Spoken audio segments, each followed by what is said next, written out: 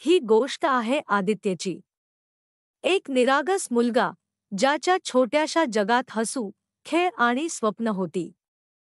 पण एक दिवस त्याच्या लहानशा डोळ्यांनी असे काही पाहिलं ज्याने त्याच्या मनाला खोलवर हादरवून टाकलं. सकाळी सकाळी आदित्यने कटिंग मशीन, जेसीबीचा गोंगाट आणि घाबरून उडणाऱ्या पक्ष्यांचा आवाज ऐकला. तो धावतच बाल्कनीत गेला आणि त्याने पाहिले ते हिरवेगार झाड जे त्याचा खेळाचा साथी होतं. त्याच्या उन्हातलं सावलीचं छत्र होतं. पक्ष्यांचं घर होतं. लोक ते निर्दयपणे तोडत होते. आदित्यचं मन जणू ओरडून उठलं.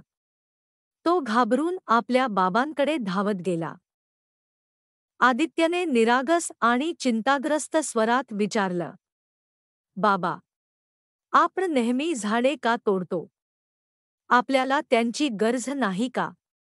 बाबा गंभीर झाले आणि शांतपणे म्हणाले, "आदित्य, खूप मोठा आणि महत्त्वाचा प्रश्न विचारलास. गरजही असतेच. तरीही आपण झाडे का तोडतो हे तुला सांगतो. झाडे फक्त रस्ते किंवा इमारतींसाठीच तोडली जात नाहीत. कागद, वह्या, पुस्तके, वर्तमानपत्र आणि पॅकेजिंगसाठी दरवर्षी लाखो, कोट्यवधी झाडे तोडली जातात. फर्निचर, प्लायवूड, दरवाजे, खिडक्या, सोफे, कपाटे बनवण्यासाठी जंगले कापली जातात. नवे शहरं, कॉलनीज, मॉल्स, हायवे, खाणींसाठी जागा हवी असते.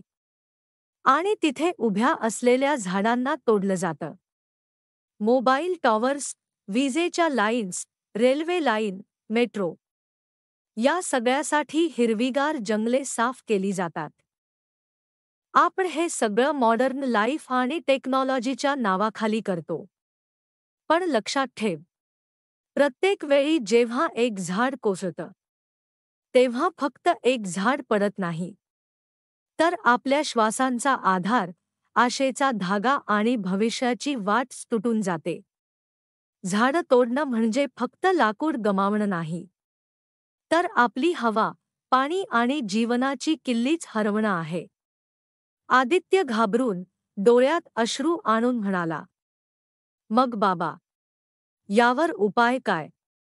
आपण काय करू शकतो?" बाबा हसून म्हणाले, "चल, मी तुला फक्त सांगणार नाही, तर समक्ष दाखवतोच." आदित्यच्या बाबांनी आपल्या लॅबचे दार उघडले. आत त्यांची टाईम मशीन ठेवलेली होती. बाबा म्हणाले, "चल बाळा, आज आपण 50 वर्ष पुढे जाऊ." बाबांनी हातातलं रिमोटवरील बटण दाबलं. आणि क्षणात ते दोघं पोहोचले. 50 वर्ष पुढे. तेच शहर. पण ओळखून येणारे. आदित्य खोकत म्हणाला, "बाबा, ही हवा एवढी दूषित का? श्वास घेणं एवढं कठीण का? हे तर आशा हरवलेल्या पृथ्वीचं थडगं भासतं, बाबा." बाबा उदास होऊन म्हणाले, "हा ऑक्सिजन पॅक आहे. याशिवाय श्वास घेणं अशक्य आहे. हे घे. तूही लावून घे." माझी आजी सांगायची, एकेकाळी हवा फुकट मिळायची. तेवढ्यात एक आजोबा रोपट्यांना पाणी घालत होते. ते भारी आवाजात म्हणाले, "फक्त हवा नाही रे बाळा, पाणीही आता अमृतासारखं झालंय. लहान लहान बाटल्यात विकलं जातंय." झाडे तोडली. पाऊस निघून गेला. मुळे हरवली. माती वाहून गेली. आणि त्याबरोबर लाखो पक्ष्यांची घरंही. झाडं आणि जंगलं. ही पृथ्वीची फुफ्फुसे होती रे. आदित्य भीतीने आणि अश्रूंनी म्हणाला, "बाबा, हे भविष्य खूप भयंकर आहे. मी इथे एक क्षणही राहू शकत नाही. मला परत घेऊन चला." बाबांनी रिमोटवरील बटण दाबलं. क्षणात ते दोघे परत लॅबमध्ये आले. आदित्य थरथरत बाबांना घट्ट मिठी मारून म्हणाला, "बाबा, आपण सगळं असे संपवू शकत नाही. बाबा ठामपणे म्हणाले, नाही बाळा, अजून वेळ आहे.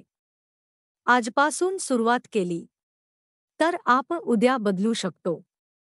आदित्यने आशेने विचारलं, कसम, बाबा?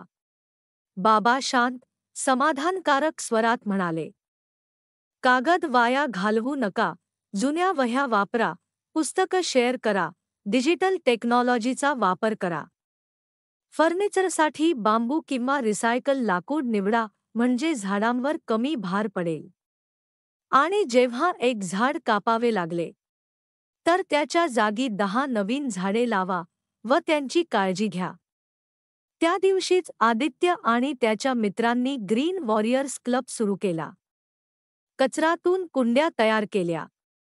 त्यांच्या कॉलनीतील पूर्ण परिसर पुन्हा हिरवागार केला.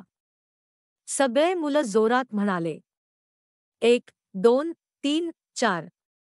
झाडे लावा वारंवार. प्रिय मित्रांनो, ही गोष्ट फक्त आदित्यची नाही, ती आपलीही आहे. झाडं ही फक्त ऑक्सिजन मशीन नाहीत. ती आशा आहेत. ती जीवन आहेत. म्हणून पुढच्या वेळी जेव्हा एखादं झाड पाहाल, लक्षात ठेवा, ते फक्त लाकूड नाही. ते तुमचं उद्याचं भविष्य आहे. तुमची जबाबदारी आहे. तर सांगा, तुम्हीही ग्रीन वॉरियर बनाल ना?